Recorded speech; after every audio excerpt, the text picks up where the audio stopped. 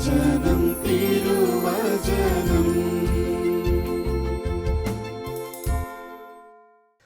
പിതാവിൻ്റെയും പുത്രൻ്റെയും പരിശുദ്ധാത്മാവിൻ്റെയും നാമത്തിൽ ആമേൻ. ഈശോയിൽ സ്നേഹം നിറഞ്ഞ സഹോദരി സഹോദരന്മാരെ, കോഴിക്കോട് മേരിക്കുന്ന് ദേവാലയത്തിന് പിറകിലായി മദർ തെരേസ ബ്രദേഴ്സിൻ്റെ ഒരു സ്ഥാപനമുണ്ട്. ഭ്രാന്തന്മാർ, വൃദ്ധർ, എല്ലാവരാലും ഒഴിവാക്കപ്പെട്ടവർ, അവരെ ശുശ്രൂഷിക്കുന്ന ധീരരായ ബ്രദേഴ്സ്. അങ്ങനെ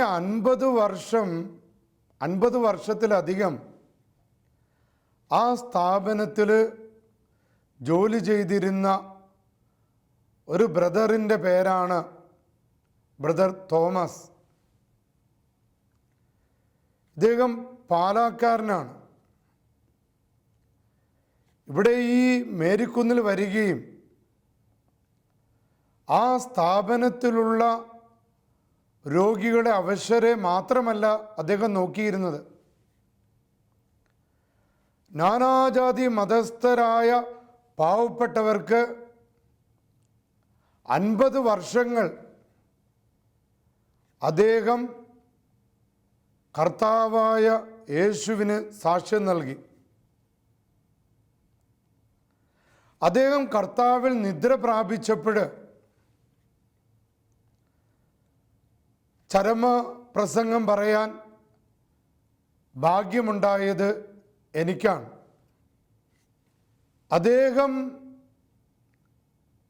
ഒരു വിശുദ്ധനായ വ്യക്തിയാണ് എന്ന കാര്യത്തിൽ എനിക്ക് യാതൊരു സംശയവുമില്ലായിരുന്നു. അതിന് കാരണം അദ്ദേഹത്തിൻ്റെ അവസാന കാലഘട്ടങ്ങളിൽ കഠിനമായ രോഗപീഠകളാൽ അദ്ദേഹം പരീക്ഷിക്കപ്പെട്ടപ്പോൾ തൻ്റെ പ്രാർത്ഥനയിലും തൻ്റെ ത്യാഗപ്രവൃത്തികൾക്കും അദ്ദേഹം ഒരു കുറവും വരുത്തിയില്ല. പ്രത്യേകിച്ച് ഇടവക ദേവാലയത്തിൽ നടക്കുന്ന പ്രത്യേക പ്രാർത്ഥനാ ശുശ്രൂഷകൾക്ക്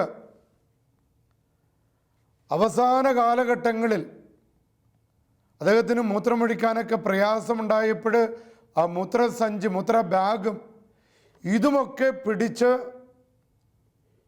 ഒരു വടിയും കുത്തിപ്പിടിച്ചുകൊണ്ട് അദ്ദേഹം പ്രാർത്ഥനാ ശുശ്രൂഷകളിൽ പങ്കെടുത്തിരുന്നു.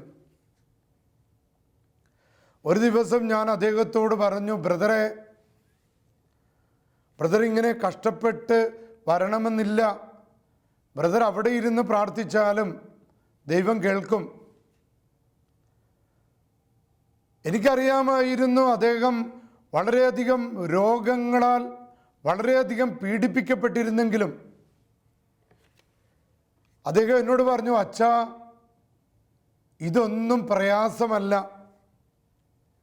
യേശുവിൻ്റെ പീഡാസഹനത്തിൻ്റെ മുൻപിൽ, യേശുവിൻ്റെ സ്നേഹത്തിൻ്റെ മുൻപിൽ ഇതൊക്കെ എനിക്ക് വളരെ നിസ്സാരമാണ്.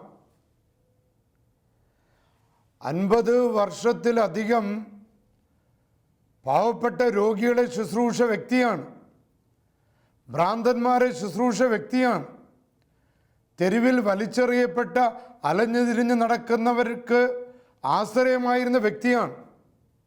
അതുമാത്രമല്ല, ആ ദേശത്ത് ജാതിയോ മതമോ ഇല്ലാതെ, ജാതിയോ മതമോ നോക്കാതെ എല്ലാ പട്ടിണിപ്പാവങ്ങളുടെ വീട്ടിൽ പോയി കപ്പയും അരിയും പണവും ഒക്കെ വളരെ രഹസ്യമായി നൽകിക്കൊണ്ടിരുന്ന ഒരു വ്യക്തിയായിരുന്നു ഈ ബ്രദർ തോമസ്. അദ്ദേഹത്തിൻ്റെ ശവസംസ്കാര ശുശ്രൂഷയിൽ വചനം പ്രഘോഷിക്കാനായിട്ട് അവിടുത്തെ സുപ്പീരിയർ ബ്രദർ എന്നെ ഏൽപ്പിച്ചപ്പോൾ എന്തു പറയണമെന്നോർത്ത് ഞാൻ ധ്യാനിച്ചപ്പോൾ എൻ്റെ ചിന്തകളിലേക്ക് ഓടി വന്നത് കോഴിക്കോട് നഗരത്തിൽ ജീവിച്ചിരുന്ന മറ്റൊരു വിശുദ്ധനായ വ്യക്തിയായിരുന്നല്ലോ കോഴിക്കോട് മുൻ മെത്രാൻ അഭിവന്യ മാക്സ്വൽ പിതാവ്. അദ്ദേഹത്തിന് കണ്ണുകൾക്ക് കാഴ്ചയില്ലാതിരുന്നിട്ടും തൻ്റെ നിഷ്കളങ്കവും ബലഹീനവുമായ തൻ്റെ ശക്തി ഉപയോഗിച്ച് വളരെ ശക്തമായിട്ട് വചനം പ്രഘോഷിച്ച് കോഴിക്കോട് നഗരത്തിലും മലബാറിലും യേശുക്രിസ്തുവിന് വലിയ സാക്ഷ്യമായി തീർന്ന വ്യക്തിയായിരുന്നു മാക്സ്വൽ പിതാവ്. അദ്ദേഹം തൻ്റെ ഔദ്യോഗിക ജീവിതത്തിന് ശേഷം തൻ്റെ വിശ്രമ കാലഘട്ടത്തിലും തന്നെ കൊണ്ട് സാധിച്ചിരുന്ന ശുശ്രൂഷകൾ അദ്ദേഹം ഏർപ്പെട്ടു. പറ്റുന്നതുപോലെ അദ്ദേഹം എഴുതി. അങ്ങനെ എഴുതിയ ഒരു പുസ്തകത്തിൻ്റെ പേരാണ് കൃപാസ്മൃതി. ആ പുസ്തകത്തിൻ്റെ 54-ാമത്തെ അധ്യായത്തിന് അഭിവന്യ പിതാവ് നൽകിയ പേര് സഹനത്തിൻ്റെ മോതിരമണിഞ്ഞ വിരലുകൾ എന്നാണ്. 54-ാമത്തെ അധ്യായത്തിന് അഭിവന്യ മാക്സ്വൽ പിതാവ് പേര് നൽകിയിരിക്കുന്നത്. സഹനത്തിൻ്റെ മോതിരമണിഞ്ഞ വിരലുകൾ. യഥാർത്ഥത്തിൽ ഇത് ആരെക്കുറിച്ചാണ്?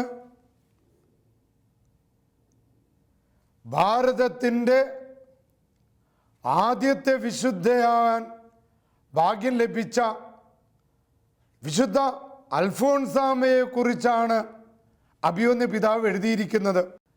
ഭാരത സഭയിലെ സഹനത്തിൻ്റെ ത്യാഗത്തിൻ്റെ പ്രതീകമായ വിശുദ്ധ അൽഫോൺസ അമ്മയുടെ വിശുദ്ധയാക്കപ്പെട്ടതിൻ്റെ വലിയ ആഘോഷം ഭരണങ്ങാനത്ത് നടന്നപ്പോൾ നമ്മുടെ ഭാരതത്തിൻ്റെ മുൻ രാഷ്ട്രപതി ബഹുമാന്യനായ അബ്ദുൽ കലാം ഇങ്ങനെ പറയുകയുണ്ടായി: വിശുദ്ധ അൽഫോൺസാമ്മയുടെ വിരലുകളിൽ ഞാനൊരു മോതിരം കാണുന്നു. സാധാരണ മോതിരം ധരിക്കുന്നത് വിവാഹിതരാണ്. എന്നാൽ വിശുദ്ധ അൽഫോൺസാമ്മയുടെ വിരലുകളിൽ ഞാൻ കണ്ട ആ മോതിരം അത് സഹനത്തിൻ്റെ ത്യാഗത്തിൻ്റെ അടയാളമാണ്. ഏകദേശം 1,00,000-ലധികം പേരുടെ മുൻപിലാണ് നമ്മുടെ മുൻ രാഷ്ട്രപതി ഇപ്രകാരം പ്രസംഗിച്ചത്. ഏകദേശം 80ഓളം മെത്രാന്മാരവിടെ ഉണ്ടായിരുന്നു. 600-ലധികം വൈദികർ അവിടെ ഉണ്ടായിരുന്നു. ആയിരക്കണക്കിന് സന്യസ്തർ അവിടെ ഉണ്ടായിരുന്നു. അഭിവന്യ മാക്സ്വൽ പിതാവ് ഇത് പറഞ്ഞിട്ട് പിന്നീട് ആ പുസ്തകത്തിൽ നമ്മളെ കൊണ്ടുപോകുന്നത് അൽഫോൺസ അമ്മയുടെ ചരമദിനത്തിലെ ശവസംസ്കാര ചടങ്ങുകളിലാണ്. അന്ന് ആ ശവമഞ്ചം എടുക്കാൻ പോലും ആരുമുണ്ടായിരുന്നില്ല. അതുകൊണ്ട് അൽഫോൺസാമ്മയുടെ വലിയ കൂട്ടുകാരിയായിരുന്ന സിസ്റ്റർ കൊച്ചുത്രേസ്യ വളരെ പനി പിടിച്ച് കിടന്നിട്ടും അവിടെ നിന്ന് ചാടി എഴുന്നേറ്റ് വന്ന് അൽഫോൺസാമ്മയുടെ ആ ശവമഞ്ചത്തെ പിടിക്കുകയാണ്. മാക്സ്വെൽ പിതാവ് ആ ഒരു സംഭവം നേരിട്ട് കാണുന്നത് പോലെയാണ് കൃപാസ്മൃതി എന്ന പുസ്തകത്തിൽ അവതരിപ്പിക്കുന്നത്. ഈ സിസ്റ്റർ കൊച്ചു ത്രേസ്യ അൽഫോൺസാമ്മയുടെ ആ ശവമഞ്ചം ഉയർത്തിയപ്പോൾ പെട്ടെന്ന് ഈ കൊച്ചു ത്രേസ്യ സിസ്റ്ററിൻ്റെ നടുവുളുക്കി. നടുവ് വെട്ടിയത് മൂലമുള്ള കടുത്ത വേദന അനുഭവിച്ചപ്പോൾ ആ സിസ്റ്റർ ഇങ്ങനെ പറഞ്ഞു, അൽഫോൺസായെ, നീ എന്നെ ചതിച്ചല്ലോ. അഭിവന്യ പിതാവ് ആ പുസ്തകത്തിൽ എഴുതിയിരിക്കുകയാണ്, അൽഫോൺസാമ്മയുടെ നാമത്തിലുള്ള ആദ്യത്തെ അത്ഭുതം ആ സമയത്ത് തന്നെ നടന്നു. അത്ഭുതകരമായിട്ട് സിസ്റ്റർ കൊച്ചു ത്രേസ്യയുടെ ആ നടുവുളുക്കൽ പെട്ടെന്ന് തന്നെ വിട്ടുമാറി. അപ്പോൾ അധികം പേര് പങ്കെടുക്കാത്ത ആ ശവസംസ്കാര ചടങ്ങിൽ അഭിവന്യ മാക്സ്വെൽ പിതാവ് വീണ്ടും ഒരിക്കൽ കൂടെ ഓർമ്മപ്പെടുത്തുകയായിരുന്നു, ബഹുമാന്യനായ CMI വൈദികൻ റോംലൂസ് നടത്തിയ ചരമപ്രസംഗം. അദ്ദേഹം ഇങ്ങനെ പറയുകയാണ്, അൽഫോൺസായെ നന്നായിട്ടറിയാമെന്ന വ്യക്തി എന്ന നിലയിൽ ഞാൻ പറയുന്നു, എൻ്റെ ഹൃദയത്തിൻ്റെ അഗാധമായ വിശ്വാസത്തിൽ നിന്ന് ഞാൻ പറയുന്നു, കേരളത്തിൽ എന്നല്ല ഭാരതത്തിൽ തന്നെ ഈ 2000 വർഷങ്ങൾക്കിടയിൽ ഉണ്ടായിട്ടുള്ള ഉത്കൃഷ്ട വ്യക്തികളിൽ വെച്ച് ഏറ്റവും ശ്രേഷ്ഠയായ ഒരു വ്യക്തിയുടെ ശവസംസ്കാര ചടങ്ങിലാണ് നാം പങ്കെടുക്കുന്നത്. ഈ വ്യക്തിയുടെ ആന്തരിക മഹത്വം തിരിച്ചറിഞ്ഞിരുന്നെങ്കിൽ ഇവിടെ ലക്ഷക്കണക്കിന് ആൾക്കാർ വരികയും ധാരാളം മെത്രാന്മാരും വൈദികരും സന്യസ്തരും ഈ ചടങ്ങിൽ പങ്കെടുക്കുമായിരുന്നു. ഈ റോംലൂസ് അച്ഛൻ്റെ ആ പ്രസംഗം, അദ്ദേഹത്തിൻ്റെ ദർശനം അനർത്ഥമാക്കിയത് 2008 നവംബർ 9 ഭരണങ്ങാനത്ത് വെച്ച് നടന്ന ആ കൃതജ്ഞതാ ബലിയിലാണ്. നേരത്തെ സൂചിപ്പിച്ചതുപോലെ വത്തിക്കാൻ പ്രതിനിധിയായ കർദിനാള്, നമ്മുടെ മുൻ രാഷ്ട്രപതിയുടെ സാന്നിധ്യം, അഭിവന്യ മെത്രാന്മാര്, വൈദികര്, സന്യസ്തര്, ലക്ഷക്കണക്കിന് ജനങ്ങൾ. പ്രിയപ്പെട്ട സഹോദരങ്ങളെ, ബഹുമാനപ്പെട്ട തോമസ് ബ്രദറിൻ്റെ ചരമ പ്രസംഗത്തെക്കുറിച്ച് പറഞ്ഞുകൊണ്ടാണ് ഞാൻ ഈ വിഷയത്തിലേക്ക് കടന്നു വന്നത്. അതായത് ഒരു വ്യക്തിയുടെ ത്യാഗത്തിൻ്റെ, സമർപ്പണത്തിൻ്റെ ഫലങ്ങളെക്കുറിച്ചാണ്. നമ്മുടെ അമ്മമാരുടെ, നമ്മുടെ അപ്പന്മാരുടെ ത്യാഗത്തിൻ്റെയും സമർപ്പണത്തിൻ്റെയും കഠിനാധ്വാനത്തിൻ്റെയും ഫലങ്ങളാണ് നാം ഇന്ന് അനുഭവിക്കുന്നത്. നമ്മുടെ ഷാലോം ശുശ്രൂഷകളിലെ ബ്രദർ മാത്യു, KJ മാത്യു എഴുതിയ ഒരു പുസ്തകത്തിൽ ഒരധ്യായത്തിന് അദ്ദേഹം കൊടുത്തിരിക്കുന്ന പേര് സ്ട്രീംസ് ഇൻ ദ ഡെസേർട്ട് എന്നാണ്. മരുഭൂമിയിലെ നീർച്ചാലുകൾ.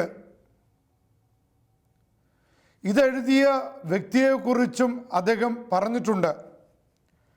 ചാൾസ് കൗമാൽ എന്ന എഴുത്തുകാരിയാണ്. നമ്മുടെ ജീവിതത്തിലെ ഏത് സഹനങ്ങളിലും ഏത് മരുഭൂമി അനുഭവങ്ങളിലും ദൈവം നമ്മളെ കൈവിടുകയില്ല എന്നതാണ് ആ മരുഭൂമിയിലെ നീർച്ചാലുകൾ എന്ന ആ ഒരു നോവലിൽ ഉള്ളതെന്ന് ബ്രദർ തൻ്റെ പുസ്തകത്തിൽ എഴുതിയിട്ടുണ്ട്. പ്രത്യേകിച്ച് മരുഭൂമിയിൽ നമ്മളെല്ലാവരെയും വേദനിപ്പിക്കുന്ന ഒരനുഭവമാണല്ലോ ഹാഗാറിൻ്റെ മരുഭൂമി അനുഭവം. ഉൽപ്പത്തി പുസ്തകത്തിൽ സാറായുടെ പരിചാരികയായിരുന്ന ഹാഗാർ അബ്രഹാമിൽ നിന്ന് ഗർഭം ധരിച്ചു കഴിഞ്ഞ് പിന്നീട് ദൈവാനുഗ്രഹത്താൽ സാറായും ഗർഭിണിയായപ്പോൾ ആ വീട്ടിൽ നിന്ന് മരുഭൂമിയിലേക്ക് വലിച്ചെറിയപ്പെടുന്നു. ഒരു തുള്ളി വെള്ളത്തിന് വേണ്ടി ദാഹിച്ച് കരഞ്ഞ അവളുടെ മേൽ മരുഭൂമിയിൽ അവൾക്ക് ദൈവീക വെളിപാടുണ്ടാകുകയാണ്. മരുഭൂമി അനുഭവം അവൾക്ക് അനുഗ്രഹത്തിൻ്റെ അനുഭവമായി മാറി. അവിടെ ദൈവദൂതൻ അവളെ നീർച്ചാലിലേക്ക് നയിക്കുന്നതാണ് നാം കാണുന്നത്. ഇതാണ് ചാൾസ് കൗമാർ എന്ന് പറയുന്ന എഴുത്തുകാരി നമ്മുടെ ജീവിത പ്രതിസന്ധികളിൽ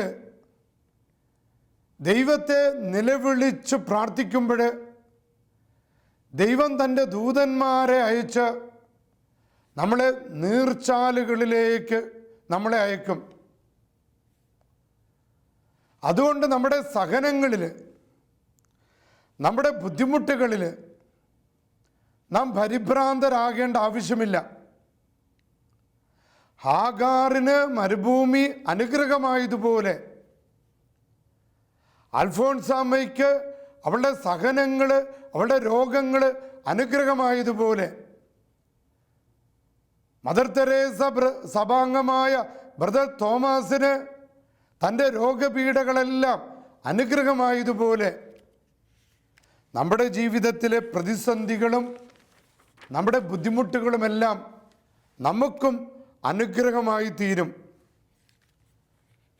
നേരത്തെ സൂചിപ്പിച്ച ആ ഒരു നോവലിൽ ഒരു ചിത്രശലഭത്തിൻ്റെ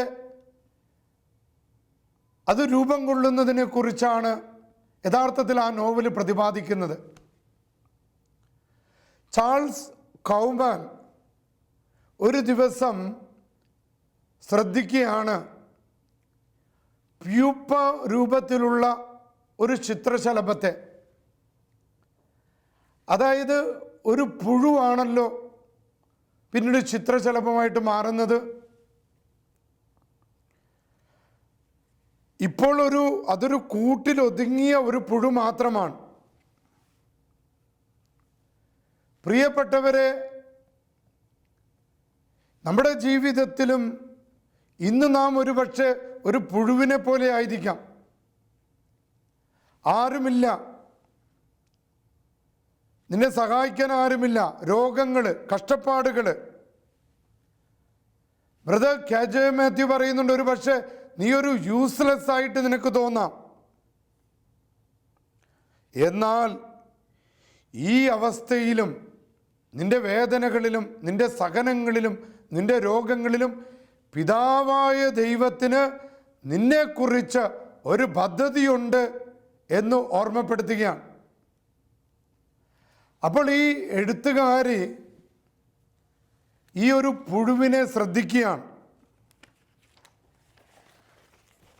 വളരെ പ്രതീക്ഷയോടെ കാത്തിരിക്കുകയാണ്. ഇതിങ്ങനെ പതുക്കെ അതിൻ്റെ കൂട്ടിൽ നിന്ന് പുറത്തു വന്ന് വളരെ വർണ്ണങ്ങളുള്ള ഒരു ചിത്രശലഭമായി തീരണം. അതിങ്ങനെ കാത്തിരിക്കുമ്പോഴിങ്ങനെ പതുക്കെ പതുക്കെ പതുക്കെ ആ കൂട്ടിൽ നിന്ന് പുറത്തേക്ക് ഒരു ചെറിയ ഒരു ദ്വാരമാണുള്ളത്. മണിക്കൂറുകൾ കാത്തിരുന്നു, ദിവസങ്ങൾ കാത്തിരുന്നു, എന്നിട്ടും ഈ പുഴു പുറത്തേക്ക് വരാൻ പറ്റുന്നില്ല. അതിൻ്റെ തല അല്പം മാത്രമാണ് പുറത്തേക്ക് വന്നത്. ഈ എഴുത്തുകാർ ചിന്തിച്ചു, ദൈവം എന്തൊരു വിഡ്ഢിതമാണ് ചെയ്യുന്നത്. ഈ ഒരു ജീവിയെ ഇത്രമാത്രം കഷ്ടപ്പെടുത്തേണ്ട ആവശ്യമുണ്ടോ? ഇതിൻ്റെ കൂട്ടിൽ നിന്ന് പുറത്തേക്ക് വരാൻ ഒരു വലിയ ദ്വാരം നിർമ്മിച്ചിരുന്നെങ്കിൽ പെട്ടെന്ന് തന്നെ അതിന് പുറത്തേക്ക് വരാമായിരുന്നല്ലോ. ഈ എഴുത്തുകാരി എന്താ ചെയ്തതെന്നറിയാമോ? വളരെ വലിയൊരു അതിസാമർഥ്യം കാണിക്കുകയാണ്. താൻ വലിയ ദൈവത്തെക്കാൾ വലിയ ബുദ്ധിയുള്ളവളായിട്ട് ചമയാണ്. ദൈവം നിർമ്മിക്കാത്ത വലിയ ദ്വാരം നിർമ്മിക്കുന്നതിന് അവൾ പോയി ഒരു കത്രിക കൊണ്ടുവന്ന് ആ ദ്വാരത്തെ വലുതാക്കുകയാണ്.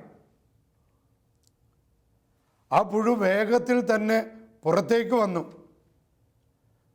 പക്ഷേ അത് വർണ്ണശബളമായ ഒരു ചിത്രശലഭമായില്ല.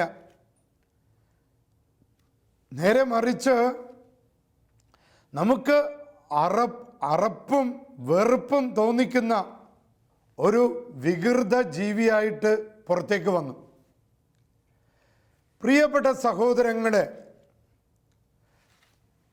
നമ്മുടെ സഹനത്തിൽ നമ്മളെ ദൈവത്തിൻ്റെ പദ്ധതിക്കായിട്ട് നമ്മളെ വിട്ടുകൊടുത്താൽ, ദൈവത്തിൻ്റെ കരങ്ങൾ കൊണ്ട് നമ്മളെ മെനയാൻ വിട്ടുകൊടുത്താൽ, ദൈവത്തിന് നമ്മളെക്കുറിച്ചൊരു പദ്ധതിയുണ്ട്. ദൈവത്തിൻ്റെ പദ്ധതിക്ക് വിപരീതമായി നാം എടുത്തു ചാടുമ്പോൾ, നാം അതിസാഹസികത കാണിക്കുമ്പോൾ നമ്മുടെ ജീവിതം വികൃതമായി തീരും. ലോകത്തിനും മറ്റുള്ളവർക്കും അറപ്പും വെറുപ്പും നൽകുന്നതായി തീരും. അപ്പം അതുകൊണ്ട് പ്രിയപ്പെട്ടവരെ, ഹാഗാറിനോട് ദൈവം ചോദിക്കുന്നൊരു ചോദ്യമുണ്ട്. നീ എവിടെ നിന്ന് വരുന്നു? നീ എവിടേക്ക് പോകുന്നു? ഇത് നമ്മുടെ ഓരോരുത്തരോടുമുള്ള ഒരു ചോദ്യമാണ്. നീ എവിടെ നിന്നാണ് വരുന്നത് എന്ന് പറഞ്ഞാൽ എന്താണ് നിന്റെ ഐഡന്റിറ്റി, നിന്റെ വ്യക്തിത്വം എന്താണ്? ഇത് നാം കണ്ടുപിടിച്ചു കഴിഞ്ഞാൽ പിന്നെ ഈ ലോകത്തിലെ പ്രശ്നങ്ങളും പ്രതിസന്ധികളും നമ്മുടെ മുൻപിൽ ഒരു ബുദ്ധിമുട്ടാകില്ല.